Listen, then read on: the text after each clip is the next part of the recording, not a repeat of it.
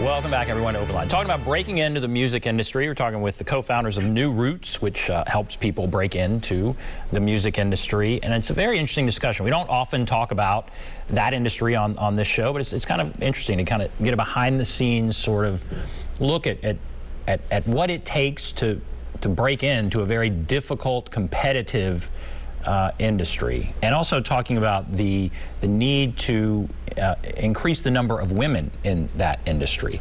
That's what New Roots is all about. Now, as we went to break, I was saying I wanted to talk about social media and the impact it is having on this industry. And so, Mark, I'll start with you. What are you seeing? Sure. Social media.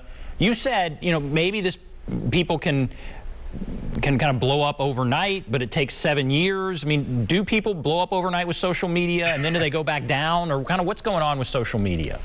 Yeah, there's a lot to unpack with that, right? So the comment I made earlier was an overnight success that takes 7 years. And so in the music industry, you know, we know that generally speaking, you've been working for years, and then on that 7th, 8th, 10th year or whatever, something goes huge, and all of a sudden you're this enormous success, you know? So that's sort of what I was mentioning before. But, you know, TikTok and social media platforms have changed the game a bit because they give a direct insight to who the person is. And Sheridan made a great comment about this earlier, that as an artist, if you can really give someone insight into your world and into your message, it is really contagious, because a lot of people can see themselves and what they're going through in your message.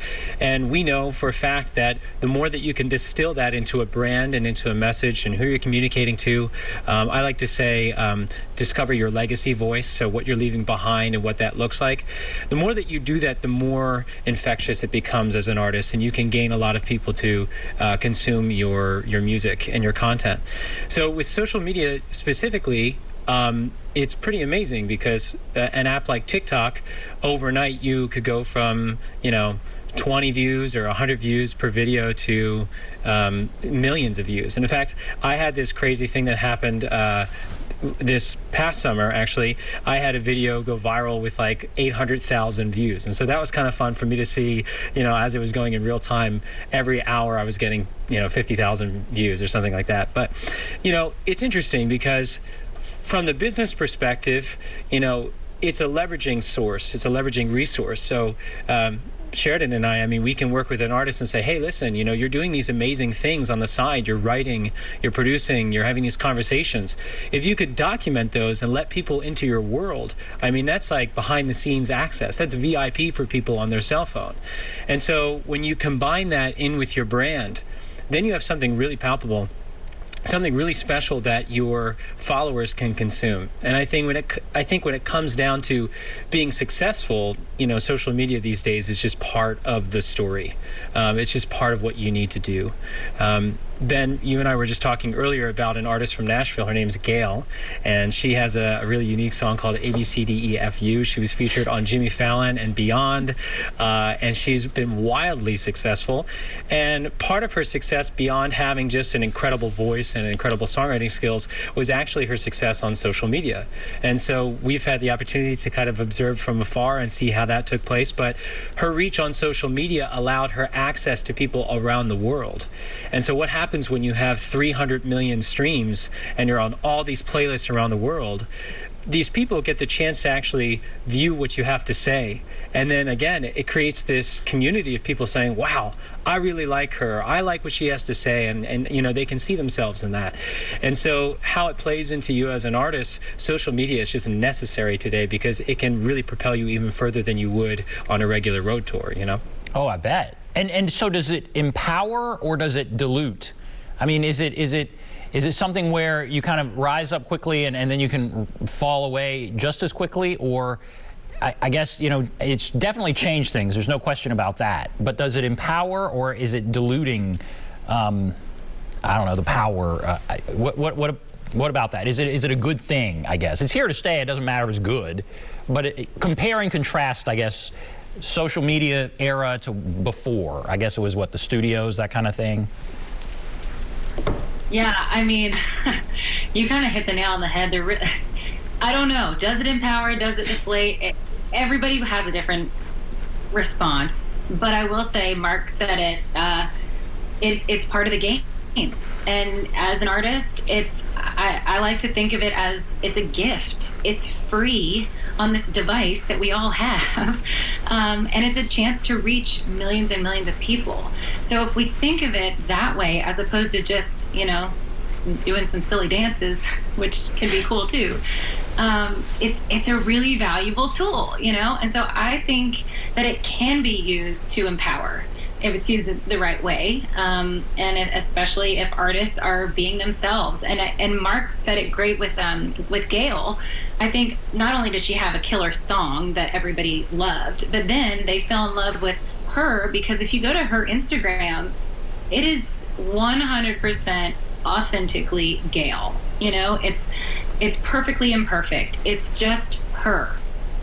And the good, the bad, the ugly, whatever you want to call it, it's just her. And as humans, that's what we're drawn to. We're drawn to people just being themselves, being a little quirky, being real, because we can sniff out the stuff that's not. And that's ultimately what attracts people. If you think about the stuff that you follow, the people that you're interested in, it's typically because you like who they are as a person, and they're showing their true self. So if you use social media in a way that is less about just creating content and more about showing the world pieces of who you are, I think it's incredibly empowering. That's very interesting. Yeah, and yeah, it is empowering, and it's definitely here to stay. And so the old sort of model with the record labels and that kind of thing, how much does that play into it? I mean, at the beginning we talked about getting the meeting with somebody high up, and you said it's somewhat open door policy, you can maybe get that meeting, but you should wait. How important, because social media, that is a whole new thing. That's amazing, Gail, that you're talking about has just blown up like that and is on Jimmy Fallon. So how do the record labels of old play into everything now? Mark, you can start with that. Man, that's a tough question. It's interesting because when we look back, I bought a ton of CDs. I bought a ton of albums.